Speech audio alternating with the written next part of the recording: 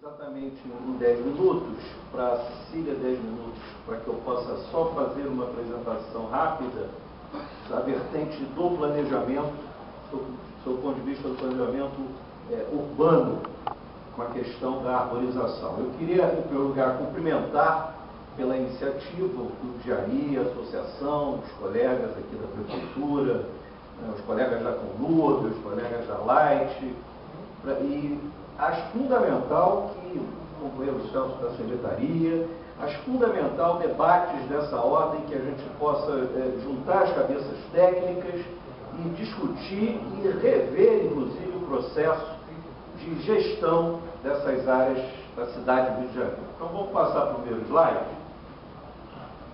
Pode passar, Otávio. Nós vamos falar rapidamente de alguns programas, de alguns projetos, de alguns planos, na verdade, no campo das ideias e da formulação. Nós não estamos aqui apresentando nenhuma proposta de governo, nenhum programa de governo. São propostas e ideias que nós estamos desenvolvendo para exatamente discutir aqui nesse seminário e compartilhar com vocês essa visão de planejamento para a cidade do Rio de Janeiro, do ponto de vista da questão paisagística e para a questão ambiental. Então, nós separamos esses itens: o projeto de infraestrutura de 15 minutos verde, programa de recuperação paisagística, inventário da arborização urbana e o projeto que a gente chama de árvores notáveis, e o outro item, o plano diretor de arborização. Próximo slide. Essa é uma proposta que é muito interessante, que a gente está desenvolvendo, que tem esse apelido de 15 minutos verde, porque a sua essência conceitual prevê que isso aqui é a área da AP3. A AP3 é a zona norte da cidade do Rio de Janeiro. Então esse programa, ele tem esse apelido porque ele prevê a possibilidade de qualquer morador da área da AP3, que é uma área absolutamente árida, sob o ponto de vista ambiental, ele possa acessar em até 15 minutos a pé, num raio de 1 quilômetro, uma área verde dessa região da cidade. Então nós selecionamos um programa de 50 praças que seriam recuperadas, revitalizadas, nessa vertente ambiental e paisagística. E o que é interessante, vamos para o próximo slide, nesse programa, é que ele prevê não só o fortalecimento da praça como centralidade urbana, mas, fundamentalmente, ele cria no entorno imediato dessas praças, dessas áreas verdes, a possibilidade da implantação e da expansão da arborização urbana. Com isso, serão naturalmente criados os corredores, né, no entorno dessas áreas, que se comunicarão com os corredores das outras áreas. Então, na verdade, é um conceito de implantação de uma grande malha de sistema verde, em que você possa contemplar não só as praças, mas você possa contemplar fundamentalmente esses corredores e essa arborização totalmente identificada com essa proposta de renovação, revitalização, requalificação paisagística e ambiental. Vamos ao outro? Aqui é um detalhe exatamente para valorizar essa questão do entorno da praça, não abrindo mão dos conceitos, do ponto de vista projetual, que são os conceitos de acessibilidade, permeabilidade, né, reordenamento dos seus espaços e usos e, fundamentalmente, a questão da gestão do espaço público. Pode passar? Aqui é o que eu estava dizendo, e aqui fica bem exemplificado. Você tem a praça, né, ali em vermelho, e o seu entorno em verde são exatamente os corredores, com propostas de implantação dessa arborização. Naturalmente, a Cecília vai depois falar melhor na apresentação dela, porque aí houve, evidente, uma preocupação com o tipo de espécies, porte, adequação, replantio e essa possibilidade de compatibilizar essas áreas com o conceito de fortalecimento da questão ambiental e paisagística. Mais um. Bom, aqui são, quando a gente fala a implantação no entorno da praça desses corredores verdes, eles foram conceituados em 3 níveis, foram divididos em 3 níveis. Né? A área circundante, aquela área imediatamente no entorno dessa área de intervenção, o eixo de conexão, que é o que eu estava dizendo, é a conexão desses corredores, dessa área, através dos corredores, com uma outra área, já que nós estamos falando, lembrem-se que nós estamos falando de uma proposta para uma área específica da cidade, que é a zona norte da cidade, a área de planejamento 3. Então, a criação da revitalização dessas praças e a ligação desses eixos dentro dessa área da AP3. Esse exemplo é específico, esse estudo é específico para a zona norte da cidade. E, finalmente, as vias de acesso, né, as principais eixos viários que atendem à circulação dessas áreas, intrabairros, e ganham uma valorização de arborização. Mais uma, por favor.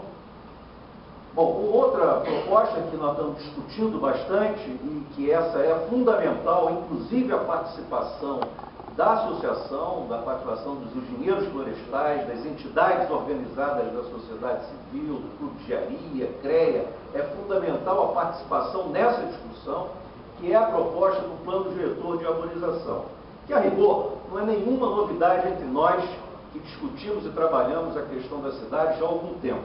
Mas ela é uma novidade, sim, enquanto uma proposta concreta de gestão pública.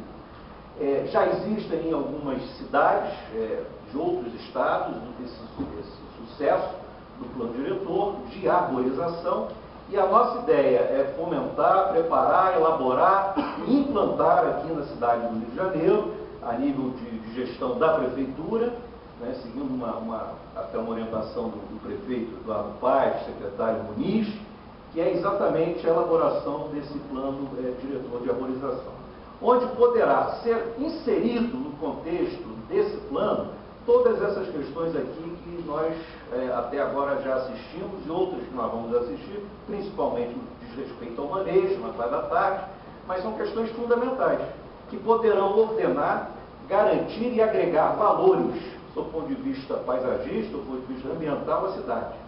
Porque a gente sabe que algumas questões de legislação ainda são um pouco nebulosas, né? Nós precisamos clarear essa aplicação. Então, a oportunidade de se criar um plano diretor de arborização para a cidade do Rio de Janeiro é uma oportunidade de garantir que a gente possa possibilitar e preparar a cidade para os desafios de Copa do Mundo, Olimpíadas, megas eventos e, quem sabe, tornar a cidade do Rio de Janeiro realmente digna de um sistema de infraestrutura verde para a nossa região. Vamos para a população. Vamos passar mais um.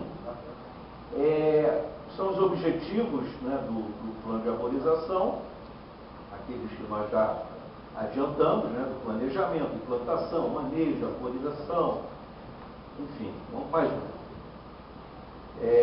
Monitoramento, plantio de espécies nativas, integração e envolvimento da população com o item da educação ambiental, que é o ponto fundamental, senão a gente não consegue ter o resultado alcançado.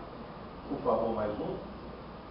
E como produto desse plano diretor, a gente imagina exatamente algumas questões como essas, né? Diretrizes gerais para ampliação, gestão, manejo, um cronograma de implantação e manutenção de árvores, isso está programado, quando vai ser, onde vai ser, quais as áreas da cidade, um regimento legal de arborização, uma cartilha de manejo e, fundamentalmente, um inventário qualitativo e quantitativo e, como disse aqui na outra apresentação, e eu acho que é isso mesmo, um inventário permanente da questão arbórea. Mais um. Outras propostas que a gente pode aproveitar o ensejo do plano diretor e avançar, que é a implementação do selo verde para os outros produtores das nossas espécies mudas, implementação de um horto de qualidade da Prefeitura da cidade do Rio de Janeiro. A cidade do Rio de Janeiro hoje possui alguns hortos, que nós estamos discutindo, inclusive com os colegas da Secretaria do Meio Ambiente, estão discutindo a possibilidade de unificação de um horto e dar qualidade a esse horto numa região da cidade que está sendo destinada para isso, que é na área de Jacarepaguá, e ainda a identificação dos índices da cobertura vegetal, que é um drama para todos nós. Hoje nós não temos um índice da cidade. Primeiro, não temos a metodologia, não temos a proposta adequada de trabalho, e você pode, hoje no Rio, utilizar vários critérios para dar um índice verde da cidade. E nós não temos isso definido, sob o ponto de vista técnico, para que a gente possa utilizá-lo como um instrumento de gestão, de planejamento, de ação pública. Mais um, por favor. Bom, aí eu vou parar por aqui. A Cecília assume a questão falar agora um pouco do que já foi feito, algumas experiências realizadas na Fundação Fábio Jardins, e eu só terminaria lembrando que, quando se fala do plano diretor, evidentemente que antes disso tem uma etapa fundamental, que é o inventário, o diagnóstico, o inventário urbano, que é outro drama que a gente vive aqui na cidade do Rio de Janeiro. Nós não temos um inventário, vocês sabem disso. Existem ideias de 600, 800, 1000 árvores, mas não temos isso codificado nem qualificado. Então, Cecília, por favor, você. Bom, então eu vou falar dessa experiência de inventário quase quantitativo que nós fizemos, que a Fundação Parque Jardins realizou em 2005. Foi um trabalho assim, pequeno, né, em 2 bairros da cidade, foi São Cristóvão e Vasco da Gama, mas foi um trabalho bastante, com resultados bem completos. Eu acredito que a gente vem percebendo, então, essa necessidade de executar o inventário da cidade inteira e esse foi um bom exemplo que eu acho que vai ser aperfeiçoado, mas que já é uma semente que vai poder ser seguida. Pode passar. Bom, foi um contrato, né, com aquele valor, num prazo curto. Oficialmente foi aquele prazo, mas ele durou uns 4, 5 meses e foi em 2005. Pode passar. Então, os objetivos, né, desse inventário principalmente, foi o que eu acho que foi o principal resultado disso, foi a elaboração de uma metodologia de inventário, né, para avaliar a arborização urbana e nessas 2 áreas da cidade, esses 2 bairros da cidade. Então, nós levantamos as árvores localizadas nos logradouros e praças, dentro desses bairros. Identificamos também os locais potenciais para novos plantios.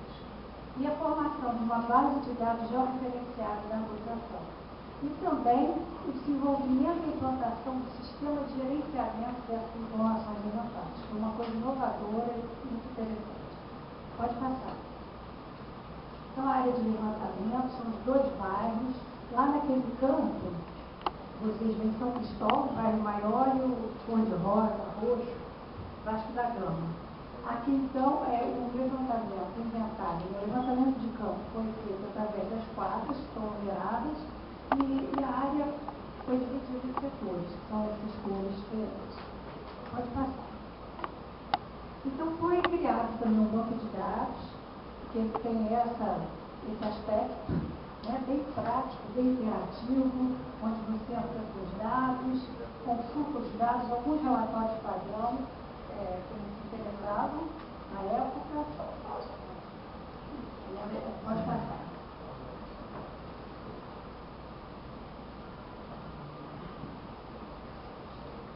Então, em relação à representação espacial, né, foi feito isso, a projeção das classes de diâmetro, onde os diâmetros maiores estão em verde escuro, os menores em verde claro. Então, a partir daquelas informações levantadas, foi usada a base de dados do IPT, né, a base cartográfica, do IPT, que é o Instituto Pereira Passos. Então, essas coberturas espaciais, né, elas foram apresentadas aqui graficamente, dá uma visualização muito boa em relação aos DATs, que é o diâmetro na altura do peito. Então, ali estão as classes de diâmetro. Separadas nessas 3 classes de diâmetro aqui. Pode passar. Também foi feito que a projeção das copas, porque foi medido em campo as duas projeções, a longitudinal, né, em relação ao meio fio, e transversal. Então, a gente teve uma representação a ser bem próximo do fiel, né, do que realmente ocorre lá na realidade, com essa medição desses dois diâmetros, de maneira que a gente pode visualizar como é que a Copa estava ocorrendo lá naquela ocasião, já há 5 anos. Né? Inclusive, o que nós realizamos também, afastamos as copas das fachadas altas. Então, como não era possível, né, essa interseção, as copas, quando afastadas do prédio alto, elas foram empurradas, de maneira que elas representam mesmo um pouco a realidade lá de como elas estão. Pode passar. Então, nós podemos buscar, né, lá no programa, por rua. Eu quero, então, saber como é que é a harmonização da rua Monsenhor Manuel Gomes. Eu tenho aqui, eu tenho das outras ruas também, mas aqui eu tenho ela preenchida, as copas preenchidas, né? E posso também clicar em cada uma dessas árvores e saber que espécie é essa, qual é a pele, todas as variáveis levantadas, né, na ocasião do levantamento. Pode passar. Então, para avaliação, né, e para o manejo da arborização, foi criado esse sistema, foi desenvolvido esse sistema de avaliação. Então, o resultado indica, né, a demanda para esses 3 grandes grupos de manejo: ou corte, ou tratamento e conservação. E as variáveis para essa avaliação foram as seguintes: o estado sanitário, a compatibilidade dessa árvore com o meio urbano, os serviços prestados por essa árvore e os riscos e danos. Pode passar. Bom, eu vou falar rapidamente, porque esse trabalho é extenso, ele tem milhões de dados. Vou falar rápido para também não ficar muito tempo. Então, em relação ao diagnóstico, né, o resultado do levantamento não foram só consideradas árvores, a gente chamou de elementos da arborização. Por quê? Nós gostaríamos de intervir de várias formas. Por exemplo, em golas vazias, não existiria uma árvore, nós teríamos detectar essa gola e dizer que é do plantar outra árvore nesse lugar, ou nós vamos fechar essa gola e não plantar mais. Então, nós criamos esses elementos que foram subdivididos dessa forma: a muda, né, a árvore jovem ou adulta, a árvore morta em pé, a gola vazia, o toco para substituir e o toco para remoção. O toco para substituir, eu vou remover esse toco e vou plantar outra árvore. Em outro caso, eu vou fechar esse espaço e não vou mais plantar árvore.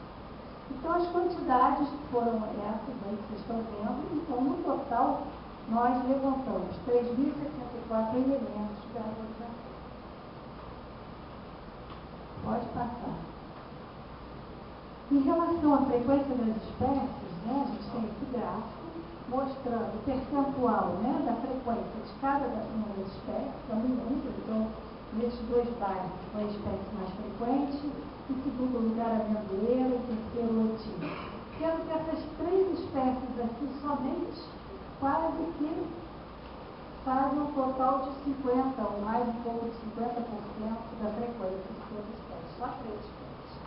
Né? O número total das espécies identificadas nesses 2 bairros foram 94, e não identificadas foram 18. Isso aqui é a frequência acumulada, né? A frequência de cada uma delas foi 100%. Pode passar. Aqui a gente tem uma distribuição, né, espacial das 5 espécies mais frequentes. Então, com esse programa e com esse princípio, né, que foi o ArcGIS que nós utilizamos, a gente pode visualizar muita coisa, ter visões bem interessantes da arborização. Então, aqui a gente tem as 5 espécies mais frequentes dentro dessas classes de cor, né? Sendo que é um umbu em vermelho que é mais frequente. Pode passar. Outra forma de visualizar isso é a densidade da arborização. Então, isso se refere não só ao porte da árvore, à densidade da copa, e a gente pode ter uma visão bem clara onde está o vermelho mais escuro, são as áreas mais sombreadas, né? Onde a arborização é mais presente, é mais aguda, as copas são mais densas, então onde tem uma incidência solar muito menor. Pode passar. A densidade da arborização urbana por trecho de logradouro. Então, também é interessante para a gente poder trabalhar, verificar o porquê naquele trecho não tem arborização não, ou então direcionar os serviços para esses locais mais altos, menos arborizados, se possível. Pode passar. Porque, na verdade, o levantamento ele foi baseado em notas. Todas as variáveis qualitativas variavam de 0 a 4. Né? Então, os levantadores de campo davam notas para cada um desses valores, para cada um desses variáveis qualitativos. Por isso que vocês vão ver sempre uma nota dizendo mais e 5. Em relação aos problemas fitossanitários, o que a gente observou maior quantidade foi a presença de cancro nos troncos, galhos e a presença de insetos. Não quer dizer que ele estava causando cancro, mas às vezes a presença de formiga já era notável. Tá? E todas essas ocorrências, né? Cancro, inseto, fungo, injúria mecânica, objeto estranho, breva, arame, essas coisas que é muito comum aqui no Rio. Planta parasita, amarelecimento, gaia, endigamento do fuste, rústia, seca normal das frutas. Pode falar. Pode passar. Aquática, é uma umbuba mesmo. Quase 61%, eu acho, das umbubas tinha presença desse inseto ou com infestação, né? Então, aqui dos elementos da arborização, todos os elementos da arborização levantados, em vermelho estão as medusas. E foi a espécie mais presente. 61% das medusas tinham presença desse inseto ou infestação. Pode passar. Em relação à compatibilidade com o meio urbano, foram analisados esses itens. A raiz causando danos, conflito com a fiação, conflito com a edificação, incompatibilidade com o trânsito, conflito com a iluminação, circulação de pedestres, conflito com o mobiliário ou sinalização. Sendo que os mais que ocorreram em maior intensidade foi raiz causando dano, conflito com fiação. Por que foi interessante essa nota que foi dada para cada uma dessas variáveis? Porque assim todos os elementos levantados, eu vou conhecer exatamente o que está pior e o que está melhor. Né? E dessa forma eu posso priorizar, uma vez que os investimentos são escassos, o que é mais importante de ser feito. Né? Quais árvores que representam o maior risco?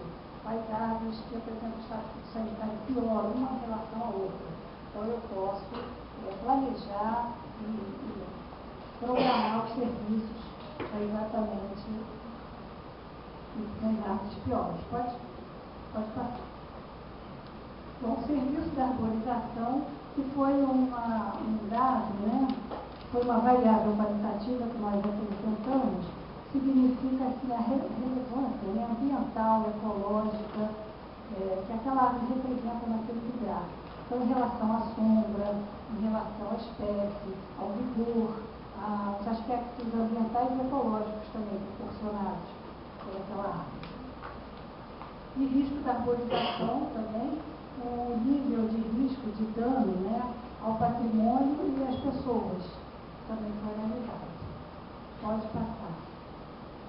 E a partir daí também, né, na ficha do levantamento, nós tínhamos um espaço para as recomendações do manejo mesmo. Então, as recomendações em relação à raiz, em função daqueles problemas detectados, né, a gente sabe então que para alargamento de gola, por exemplo, foi 40%, né, do total de problema em raiz encontrado.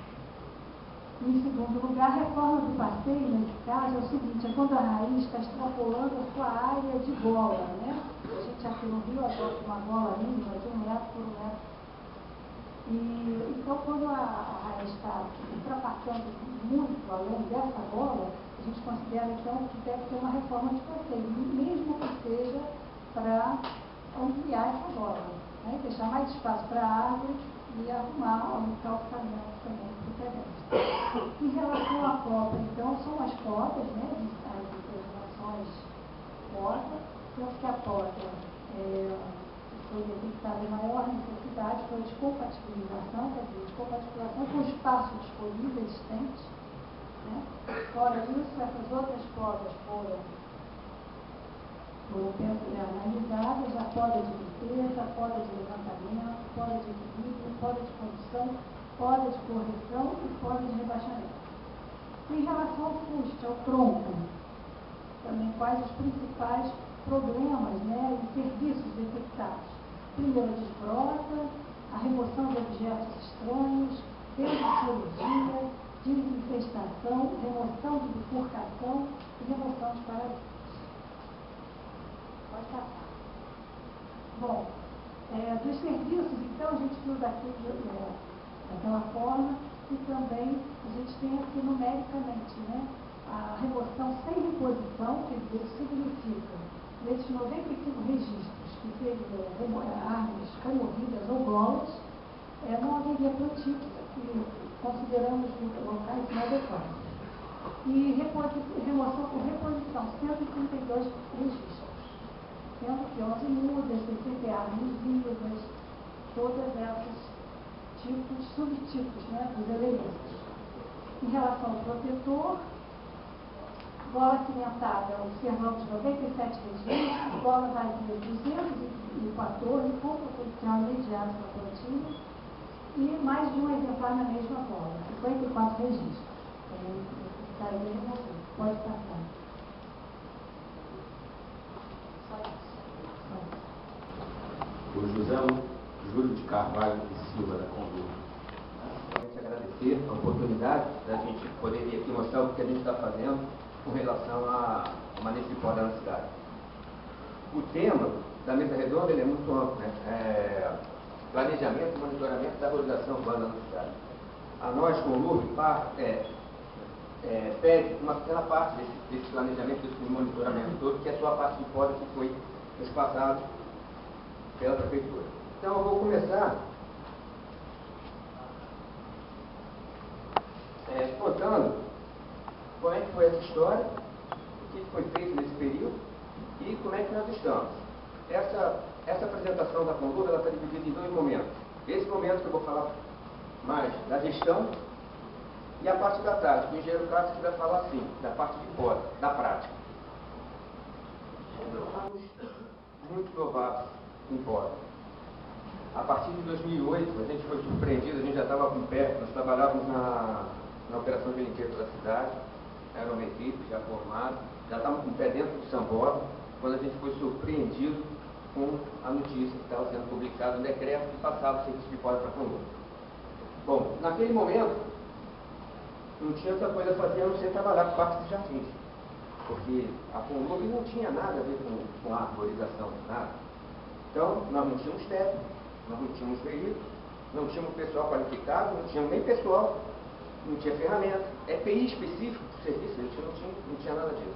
Então começamos a operar em conjunto com o Parque de Jardins, com os contratos que eles já tinham, e fomos, nesse período, um período curto, que iniciou a nossa aprendizagem com o serviço de poda. Bom, nesse período, a gente foi identificando as ferramentas que eram utilizadas, tipos de equipamentos, enfim, quais eram os controles que deveriam ser utilizados, a composição da equipe, e fomos caminhando. Aí, e durante isso, vamos passar para o outro, por favor. Quando houve o remanejamento, porque a gente também não tinha nem orçamento para contratar veículo de poda. Então, quando houve o remanejamento de orçamento para a Condor, aí possibilitou a gente começar fizemos um contato emergencial para não interromper o serviço de poda na cidade e começamos a contratar. Bom, aí foi quando a gente começou o processo de locação, trabalhando com um contato emergencial. Já o tipo de locação igual ao que nós utilizamos para o serviço de limpeza urbana, que é um veículo, a apresentação do veículo, a gente paga por locação, por apresentação, com 8 horas e 20 de trabalho, considerando uma hora de almoço, de segunda a sábado, incluindo feriados. E como a gente não tinha também experiência com a operação com motosserra de poda, nesse contrato a gente também incluiu os operadores de motosserra pelas empresas contratadas. Então, daí começou a nosso início, bem no nosso início mesmo. E aí foi. Vamos para o slide. Começamos a contratar os técnicos, através de anúncios de jornal e também buscando no nosso banco de concursados. Procuramos os engenheiros agrônomos, engenheiros florestais, que já tinham sido aprovados no concurso, e chamamos para trabalhar. Felizmente, alguns técnicos que já operavam para as empresas terceirizadas pela Fundação, concordaram, toparam participar desse desafio, que era vir para a Conduto trabalhar para a Conduto. E alguns ainda estão com a gente até agora, passando por todo esse momento. E a partir de então a gente começou a definir estrutura da gerência, estrutura da diretoria, como a diretoria ia atuar, estrutura das gerências, qual ia ser a nossa logística de atuação, os formulários que nós íamos usar, especificação de frota, tudo isso preparando para quando tivesse já tudo certo, ou seja, quando a gente já tivesse com tudo isso já contratado, já à disposição para a gente começar a operar. E enquanto isso eu lembro que eu estou andando com uma frota contratada, já com técnicos nossos, uma frota através de contrato emergencial com operadores da própria empresa. Aí vamos. Aí nesse... Podemos ir? Vamos lá. Isso. Aí começou, com a entrada dos técnicos, começou o nosso ciclo de capacitação. Fizemos um primeiro grande ciclo de capacitação dividido em 4 módulos. Um sobre arborização urbana, dado por um técnico nosso, sobre a arborização, né, a importância da arborização, isso passando por todos os empregados que estavam envolvidos em poda. A importância da arborização era o tipo de manejo que a gente deveria ter, os cuidados especiais que deveríamos ter no momento da poda. Tivemos também de segurança do trabalho, com a nossa equipe de segurança do trabalho, desenvolvido e realizado por eles. Tivemos um comportamental para os líderes, né? Porque não só na condução das equipes, mas também no serviço de poda, no logrador, a população tem muita interação, né? Eles querem, e aí também fizemos comportamental. E com os operadores de motosserra, a gente fez com os engenheiros florestais que a gente tinha, já contratado, tivemos reforço dos fabricantes e também corpo de bombeiro. Vamos? Bom, tivemos um encontro técnico com o professor Lélis da Rural para conversar sobre a arborização urbana. Mas nesse encontro também foi um momento que abriu um debate sobre o tipo de dano que a gente encontrava na prática, lá da arborização, e quais seriam os manejos recomendados. E também, em função da dificuldade que a gente encontrou de acesso a alguns lugares, principalmente comunidades, a gente teve que preparar também treinamento de rapel. Esse com o pessoal da nossa equipe de segurança do trabalho, que já tinha experiência em rapel, em função do trabalho em costa. E hoje, aí, recentemente, também tivemos com a Defesa Civil. Podemos ir? Bom, e agora nós estamos nesse momento de criação do modo, na iminência de começar esse treinamento. Pegamos toda a nossa equipe de engenheiros florestais e agrônomos, dividimos em 4 equipes. Cada equipe está desenvolvendo um tema. E nós vamos passar esse tema de forma permanente para todos os nossos empregados. Qual é a diferença desse modo para aquele outro modo? Primeiro, todos os engenheiros técnicos são instrutores. Ou seja, eu vou ter um técnico de uma gerência conversando com um grupo de empregados de várias gerências. O que a gente está buscando com isso? Uniformizar a informação e o comprometimento, porque O nosso técnico vai estar falando como tem que fazer, para todos, de todas as gerências. Segunda, turmas reduzidas. A gente espera ter uma turma muito reduzida, 6, 8, para ter uma troca maior de informação. Terceiro, vamos iniciar esses módulos por nossos encarregados. Esperamos transformá-los em instrutores práticos. Ou seja, eles só vão sair desse curso, desse módulo de treinamento, efetivamente quando a gente sentir a firmeza que ele, além de operar, ele está sendo capaz de orientar os empregados que estão envolvidos na operação.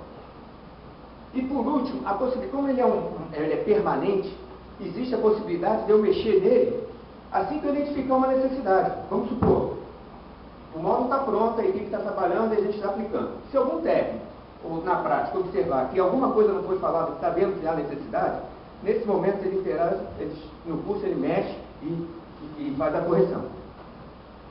Bom, os 4 módulos, a harmonização, que também vai falar sobre as características de cada vegetal, vai falar também da importância, dos cuidados que devem ter. O outro módulo vai falar de poda a pé e poda com auxílio de veículo, de equipamento. O outro é rapel de estoca e o outro é sobre operação e manutenção de equipamentos, motosserra e motopoda. A nossa estrutura de funcionamento é essa, são 5 gerências, uma na Zona Sul, atendendo toda a AP21, que é a Zona Sul, né? A IAP1, que é Centro, Santa Teresa, Santo Cristóvão e Portuário.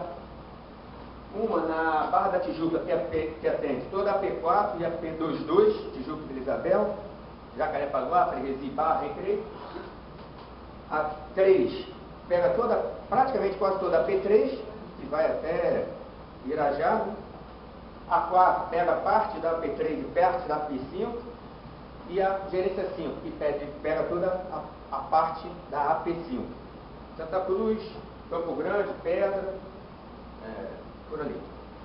Temos 13 engenheiros, a nossa equipe de técnico está composta por 13 engenheiros.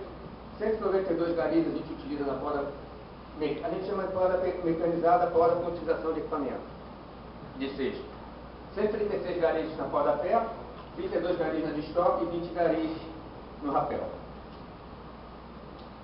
Bom, fizemos a nossa renovação de contrato. Agora, já com um contrato nos moldes do já utilizado pela Colômbia, ou seja, mesma coisa, só que em 2 turnos de trabalho. Veículo de segunda a sábado, 2 turnos de trabalho, incluindo feriado, e agora atendendo a NR18. E pra gente, no início foi uma pedreira, porque a gente já não tinha o hábito da poda, né? Agora a gente foi trabalhar com o veículo, e para atender a NR18 ele deixava de ser telescópio, passa a ser articulado.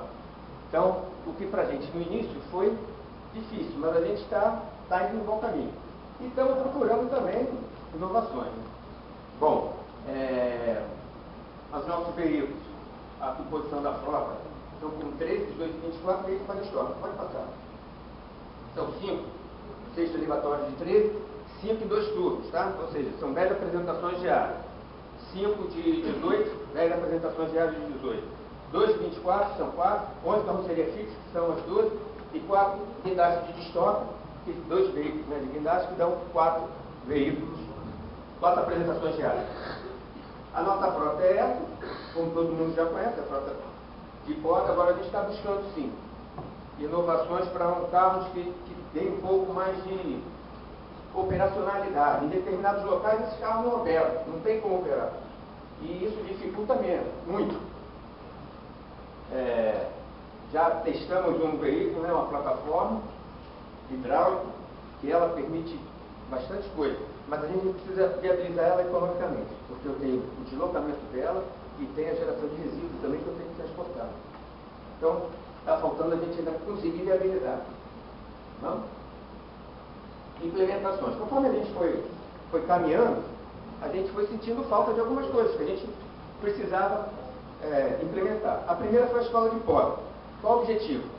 Atender condomínios e órgãos públicos ou até empresas que queiram ter um curso para manejo próprio, né? Serviço próprio e interno, sem uso de máquina, sem uso de motosserra, sem uso de motofoto, manual. E tem como objetivo principal mais livrar a iluminação, mais livrar a passagem de pedestres, de veículos. Vamos? Estamos fazendo o nosso cadastro. Estamos com 556.509 árvores a cadastrar. O objetivo desse cadastro é só dimensionar, só isso. Qual é o tipo de árvore e quantas temos. Porque o nosso objetivo desse cadastro é saber qual é o tamanho do nosso negócio. Como que eu tenho que me preparar e dimensionar para atender esse negócio. E aí tem algumas curiosidades. Vamos? Barra da Tijuca eu tenho mais, no total, a espécie mais encontrada.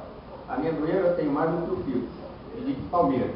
Já na Barra, eu tenho mais coqueiro do que a amendoeira. Isso são coisas, eu posso ter também por logradouro a quantidade de árvore e posso ter a quantidade de árvore por logradouro esportivo. Então, tudo isso é permitido através desse cadastro. É possível com esse cadastro. Mas eu volto a lembrar que o nosso objetivo tão somente é quantificar para saber o tamanho do nosso negócio. Não entro aqui na parte que foi tão comentada aqui pela Cecília, né? E pela professora Daniela. Vamos? Bom, outra implementação nossa. Remoção. Para ter remoção, é necessário parecer de 2 técnicos. No caso de um técnico indicar uma remoção e o outro não concordar, aparece a figura do terceiro técnico, então, que vai para o voto Minerva, né? Ó, esse daí não, concorda, discutem e fazem remoção. Se não concordar, não tem remoção. E com o registro fotográfico para uma eventual consulta futura. Então, alguém diz assim, não, ele estava assim, por isso, e tem todo o laudo lá escrito porque foi recomendada a remoção. Mensalmente, a gente passa para a Fundação os locais onde ocorreram as estocas, as remoções das estocas, visando replantio. Só nos locais que estão dentro de uma norma passada pelo próprio Parque Jardim, que estão passíveis de replantio. Vamos? Fizemos o nosso manual de manejo de arborização da Conlura, com a participação de todos os técnicos. Isso daí foi, assim, para a gente foi de grande relevância. A partir daí, a gente tem uma referência de manejo. A gente definiu qual a altura que a gente deve trabalhar, até que altura a gente deve manter, enfim, definimos várias coisas que servem para orientar não só o manejo, tem uma forma de uniformizar o manejo na cidade, mas também de passar para os empregados, é uma forma da gente treinar. Né? E o novo modelo também de relatório de indicação de manejo, que a gente vinha utilizando um que já era também vindo, um modelo muito próximo do Parque de Jardim, muito parecido, e só teve uma, pode mudar por favor, só teve uma pequena diferença. Aqui, onde diz que aqui nessa coluna aqui era tipo de manejo, que em função do percentual do volume removido era poda leve, poda média, poda pesada, remoção. Nós trocamos por objetivo do manejo, ou seja, o cara que está operando, não só o encarregado, mas também como desempregado, ele vai saber para que eu estou fazendo esse manejo ali. Ou é para eu limpar a fachada, ou é para limpar a iluminação, ou é para uma redução de copo, enfim. E qual é a indicação de manejo depois ali com uma legenda embaixo dizendo os mais comuns. Basicamente a mudança foi essa, o resto continuou muito parecido. Vamos? Controle de atendimento das solicitações. A Conlurb, ela já contava com esse sistema, que a gente chama de CAD, para solicitação. Ela, na limpeza urbana, ela é utilizada não só para atender as demandas da população, mas também como um dos indicadores de qualidade. Para fora, nós resolvemos, vamos abrir um canal de atendimento. Todas as solicitações feitas à Conlurb, todas, são registradas nesse controle. Quando alguém liga para o 2204-9999 e pede uma solicitação qualquer de poda, é automático. A operadora ela já entra no sistema e registra. Quando é feito algum pedido por ouvidoria, por carta, por documento, nós incluímos esse documento. Vai até a gerência, que é responsável pela área, e faz a inclusão manual do sistema. E isso nos permite fazer uma série de consultas. Pode mudar, por favor. Nós temos possibilidade de consulta por bairro, qual bairro que mais solicita, tem solicitação de poda ou estoque, ou poda, ou risco de queda, porque a gente também classificou os pedidos. Pode ser poda, pode ser risco de queda. Quando é risco de queda, a gente prioriza o atendimento, porque a gente entende que é uma situação de risco, né? Então, eu tenho todas essas consultas por bairro, por logrador, solicitante, por DAP, por tipo que eu estava comentando. Eu tenho o status eu tenho. Ele está em aberto. Em aberto quer dizer o seguinte: foi feito pedido e eu nem li, nem fui lá ver. Em andamento, foi feito pedido, eu já vi. E tem algum problema ali. Ou eu vou programar para atender. O fechado, eu fui, vi, ou não tinha problema, por exemplo, o risco de queda. Às vezes a pessoa diz, né, menciona, ó, tem uma árvore aqui na frente da minha casa e ela vai cair. Aí a gente vai lá ver. Se ela chega lá e identifica que ela não vai cair, a gente está como atendido, esse não é um risco de queda. A senhora pode pedir poda, mas não é um risco de queda. E aí eu fecho ela. Então são solicitações fechadas. E por canal de entrada também. Ou é teleatendimento, são ouvidorias, ofícios, GOs, das regiões administrativas, ofícios da subprefeitura, tudo entra no sistema. E tem a facilidade de pegar isso tudo. O próprio sistema já permite que eu classifique por logrador. Então, quando eu vou fazer uma vistoria, eu classifico o logrador, vem todas as solicitações daquele logrador. Então, quando eu estiver fazendo a vistoria para fazer um serviço de poda, eu já vou verificando cada solicitação daquela, o que foi pedido, e se tem ou não tem alguma coisa a fazer. Então, e eu também posso, ela já me dá a opção de pegar esses dados, passar para uma planilha eletrônica, e nessa planilha eletrônica eu trabalhar do jeito que eu quiser, formatado do jeito que eu quiser. Posso botar por telefone, por nome, quem quiser. Vamos em frente? Para vocês terem ideia, solicitações recebidas só nesse ano, de janeiro a setembro, 21.527. Então tem aqui um número que mostra. A gente começou a trabalhar nesse sistema em abril de 2008. De lá para cá já são 92.318 solicitações. Ou seja, é uma massa de informação muito grande, que dá para trabalhar, dá para dirigir. É lógico que a gente não atende só quem pede. O planejamento da gerência, onde a gente vai atender, corre mais ou menos assim. A gente leva em consideração o CAD. Eu tenho uma área que demanda uma quantidade de solicitação muito grande. Eu vou em direção. Eu digo os técnicos, né, que tem muitos aqui. Vai em direção a essa área. É lógico que ele não vai de olho fechado, né? Ele vai para esta área e vai observando em volta daquela área. Vai identificando as ruas mais piores, né, que necessitam de mais manejo, ou que apresentam riscos maiores. Então, semanalmente, ela vai, a gerência centro, o seu grupo, né, da gerência centro, e organiza, ver onde nós vamos trabalhar. Aí a importância do CAS para a gente, que além de ser uma informação de qualidade, né, de situação, ou seja, 92.000 registros de solicitações, é uma coisa muito grande. Também serve para direcionar as nossas vistorias. Então, de risco de queda, de abril de 2008 até hoje, até meados do mês de outubro, eram 8.500 solicitações apontando risco de queda. Fechadas, ou seja, que a gente já viu e que ou temos tratamento adequado ou não levam risco, são 6.200 e quase 6.300. E temos ainda 800.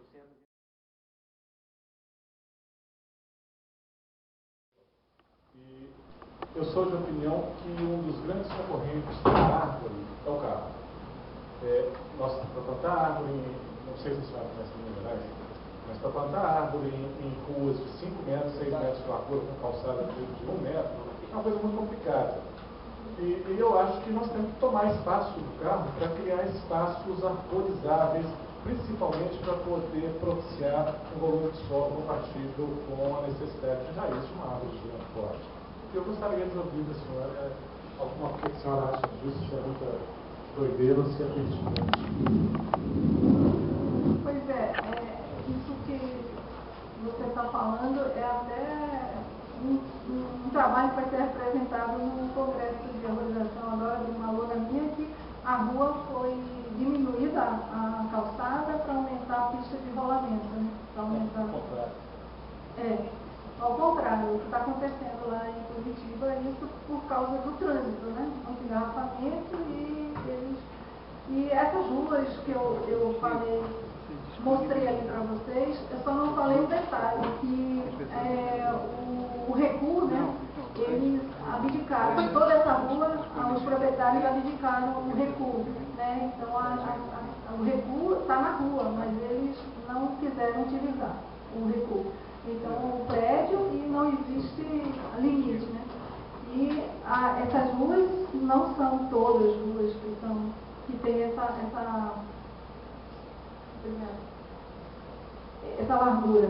Então eu sou a favor, claro que eu sou a favor de ruas mais largas para se plantar uma árvore, né? E eu já, no começo, quando eu trabalhava, eu sempre ficava achando assim, não cabe uma árvore, vamos colocar um arbusto, vamos colocar alguma coisa. Hoje eu já sei que nada disso funciona.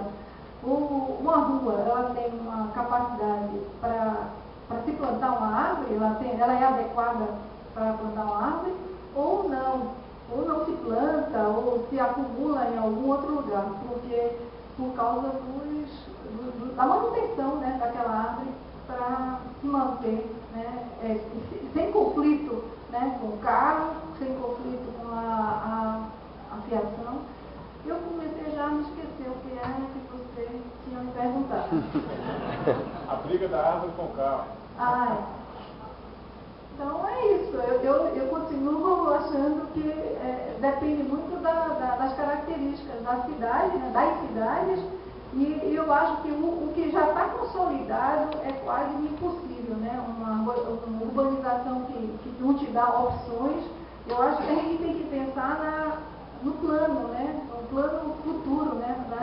Das ruas que ainda vão surgir. Por isso que eu estou sugerindo as ruas assimétricas, porque poderia ser uma sugestão de compatibilidade, de não conflito, né? Mas sou a favor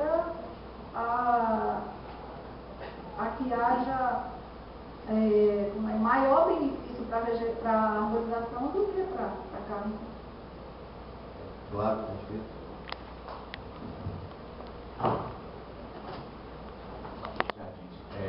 Uma indagação. Quando você mostrou aquela foto aquela imagem das mudas depredadas e o tamanho das mudas que você está produzindo lá no Horto, eu queria saber qual é o parâmetro que vocês estão usando, porque aqui no Rio, hoje, a gente está usando 2,5 metros, 3 centímetros de areia. Eu queria saber essa diferença. Eu ia falar também, nossa, está se exibindo muito projeto, né?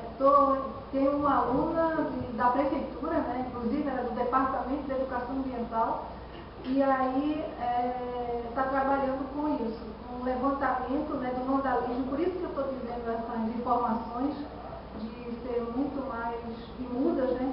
Então a gente tem um vandalismo altíssimo, mudas e mudas com tamanho, aquele tamanho ali era, né? Porque eles quebraram a gema apical, né? Era 1,80 m, 2 metros.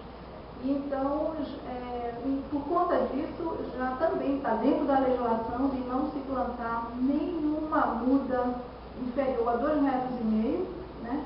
Mas existem as empresas terceirizadas que a prefeitura não está dando conta de fiscalizar, então nós estamos fiscalizando com esse trabalho, e foram plantadas, embora tenha sido em canteiro central, que não tem assim uma certa rigidez, né, como nas calçadas, no canteiro central houve um plantio de 300 mudas e elas estavam assim, quase que 70% abaixo do que foi estabelecido pela legislação.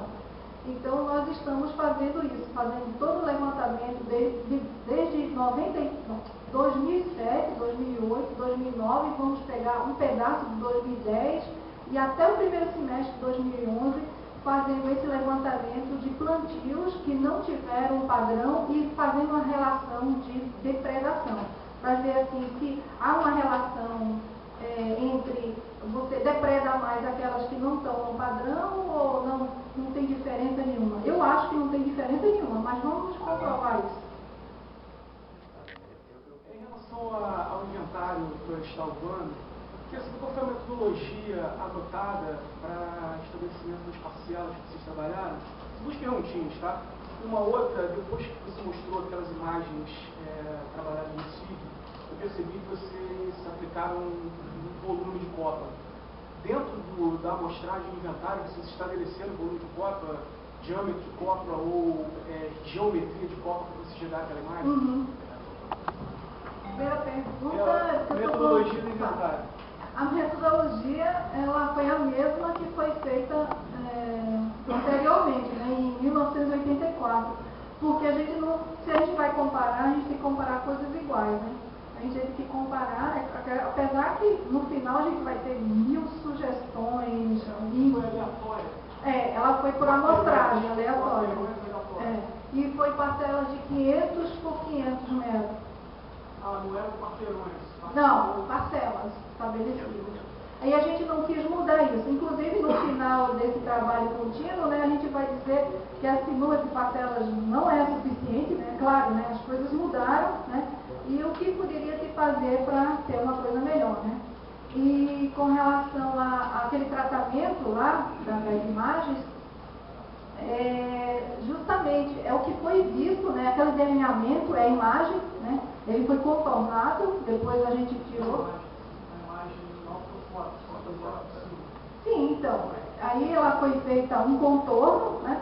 E o que a gente viu que o aluno está fazendo lá fazendo a medição, né, da copa, e com essa medição a gente, é claro que não foi feito sem a medição, né, para ver a comparação, se esse contorno foi mais próximo à realidade ou não, né? A realidade é de hoje, não é do passado. Tá? Eu tenho uma curiosidade com relação a pragas e moléstias em outros países, né, em outros estados, com relação a passarinho, como é que é o manejo, se existe uma tendência de remoção vegetal. Gostaria que brevemente fosse colocado essa questão. Pois é, eu acho que já faz algum tempo que está tentando, né, fazer um controle dessas ervas de passarinho.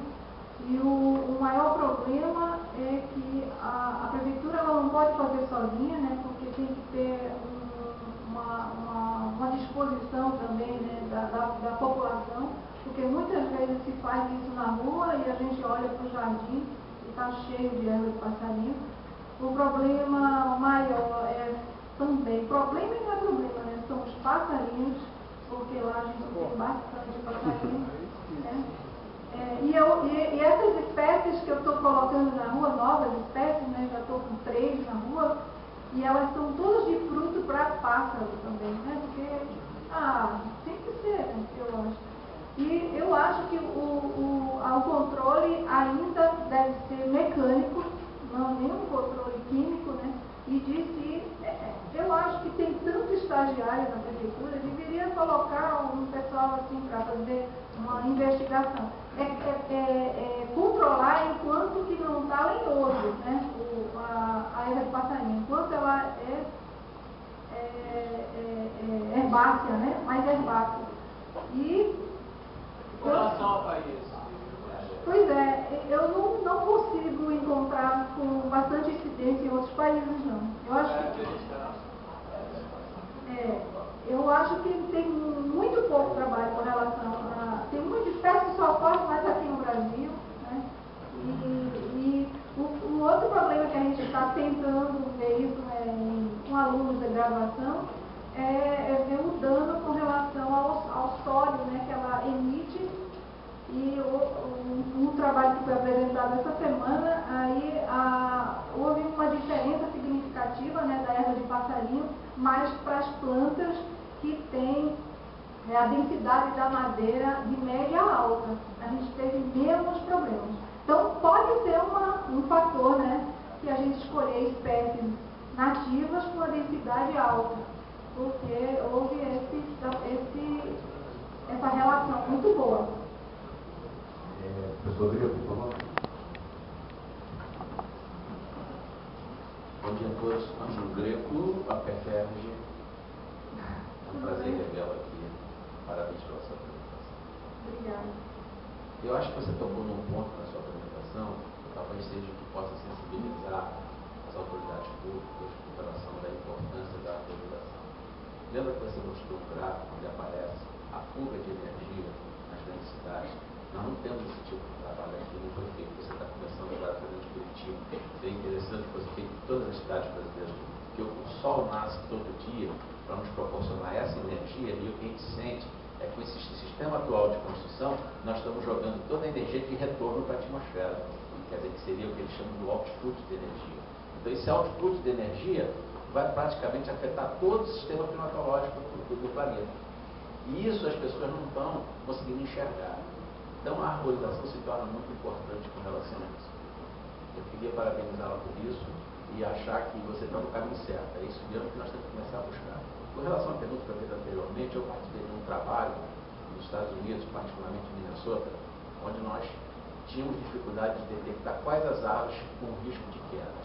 Então, nós usávamos uma furadeira comum dessa, com movidas a bateria, a gente furava, recolhia aquela serragem saída do orifício, levava para o laboratório e detectava se havia presença de algum micro-organismo do tipo que degrada madeira, que são os ascomycetos ou os basilomicetos no modo geral.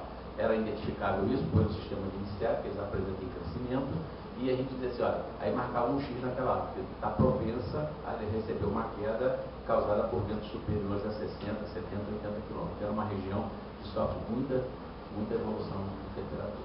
Essa seria a minha contribuição. Não é muito uma pergunta, só para um esclarecimento e realmente reconhecer o valor do seu trabalho. Obrigada.